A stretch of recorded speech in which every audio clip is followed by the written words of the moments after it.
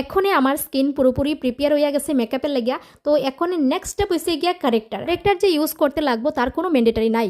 Corrector use করি আমরা এইসব কারণে মুখের মধ্যে dark circle, pimple marks, acne, তারপর অনেক কিছু প্রবলেম আমরা ফেসের মধ্যে থাকে, যার কারণে আমরা মানে কারেক্টার ইউজ করতে লাগে। তো যার ফেসে কোনো ধরনের এই সমস্যা নাই, স্কিন একদম ভালো আছে, তার স্কিনে কিন্তু কোনো দরকার নাই কারেক্টার কনসিলার ইউজ করার।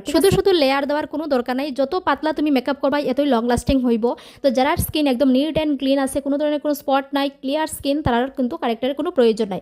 এখন হয়েছে কি যারা মানে স্কিনের মধ্যে খুব সমস্যা আছে তারা কিভাবে হাইড করব। তো পিম্পলের মধ্যে অনেক সময় দেখা যায় পিম্পলের মার্কস থাকা যায়। তো পিম্পলের মার্কস যত গাঢ় হইব, যত কালো বর্ণের হইব, এতই কিন্তু তোমরা ডার্ক কনসিলার লইবা। ঠিক আছে, এটা কিন্তু সবসময় মাথাতে রাখবা। এই সব সমস্যার মধ্যে কনসিলার লাগানোর পরে তোমরা কিন্তু বেশি জুড়ে জুড়ে ব্ল্যান্ড করিও না, কারণ যদি বেশি জুড়ে জুড়ে ব্ল্যান্ড করো তাহলে তোমরা এখান থেকে মানে প্রোডাক্টটা সরিয়া যাইব গিয়া, তখন গিয়ে তোমরা প্রবলেমটা অটোমেটিকলি আবার হাইড হইব। এটা লেগিয়া তোমরা সব সময় মনে রাখবা যে ওই প্রবলেমগুলোর মধ্যে কনসিলার লাগানোর পরে তোমরা একদম আস্তে আস্তে মানে ব্ল্যান্ডটা করবা, যাতে কইরা তোমরা মানে প্রবলেম থেকে যাতে প্রোডাক্টটা না সরে। এটা সবসময় মেইন কথা। এই ডার্ক সার্কেল, পিম্পল মার্কস সব কিছু ঢাকার পরে তারপরে তোমরা একটা পাতলা লেয়ার দেবা, যেটা হইব তোমরা একদম স্কিন টোন অনুযায়ী, ঠিক আছে, যার স্কিন যে বর্ণের ওই স্কিন টোন অনুযায়ী তোমরা কনসিলার নিয়ে একটা পাতলা করে লেয়ার দিয়ে দিবা।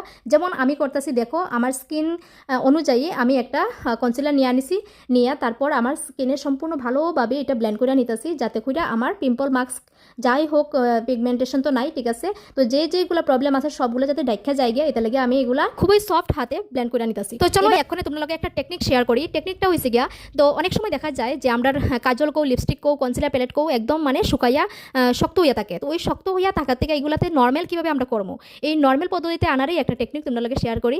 এখানে হয়েছে গিয়া একটা লাইফলাইন প্রোডাক্ট, যেটা হয়েছে গিয়া রিক্রুটের যে লাইফলাইন প্রোডাক্টটা, এটা একদম দুর্দান্ত। এটা যে কোনো কিছু শুকাইয়া গেছে এমন প্রোডাক্টের উপরে যদি তোমরা 1 ড্রপ 2 ড্রপ দেও, তাহলে সঙ্গে সঙ্গে এটা গলি যাইব গিয়া, হোক লিপস্টিক, কাজল, কনসিলার, এগুলা সঙ্গে সঙ্গে গলি যাইব গিয়া। তারপরে তোমরা কাজ করতে ইজিলি হইব, কারণ অনেক সময় থেকে প্রোডাক্ট রাখতে রাখতে কিতা হয়, শুকাইয়া যায় গিয়া। তোমরা এই প্রোডাক্টটার যদি লিঙ্ক চাও আমি দিয়া দিমু, অথচ তোমরা নাইকার থেকেও নিয়ে নিতে পারো। এই প্রোডাক্টটা কিন্তু তোমরা ফাউন্ডেশনের ক্ষেত্রেও ইউজ করতে পারবে। ফাউন্ডেশন যদি খুব থিক ফাউন্ডেশন থাকে তাহলে কিন্তু তোমরা 1 ড্রপ 2 ড্রপ দিবা, যখন এটা একদম পাতলা হয়ে যাইব আর ইজিলি তোমরা ফেসে ব্লেন্ড করতে পারবে। তো সেরানি জিনিসটা খুবই সেরা, তো তোমরা এটা নিয়ে নিতে পারো। এইবার নেক্সট স্টেপ হচ্ছে গিয়ে ফাউন্ডেশন। আর ফাউন্ডেশন আমি আজকে ইউজ করতেছি ফরএভার 52 প্রো ফাউন্ডেশনটা। ওই ফাউন্ডেশন আমি একদিন তোমরা দেখাইছি, তো আজকে এটা রিভিউটা শেয়ার করার লাগেই আজকে আমি এই ফাউন্ডেশনটাই ইউজ করলাম।